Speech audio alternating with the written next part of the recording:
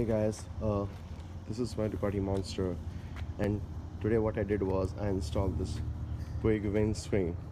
Looks like it was really tough to actually install it. You should know what are the bolts that you have to take it out. What they've given is this manual how to do it, and it's kind of a crap.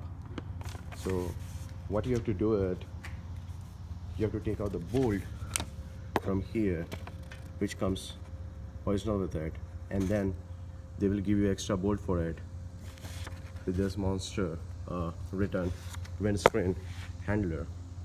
What you have to do is you have to put it here.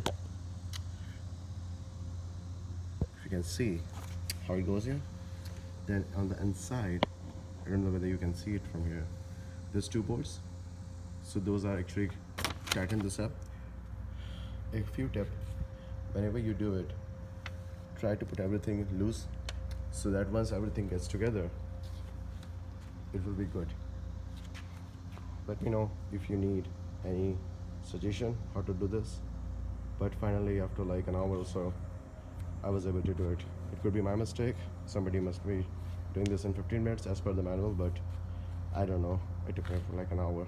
So give me the comments if you want to know anything more about this windscreen. Thank you guys.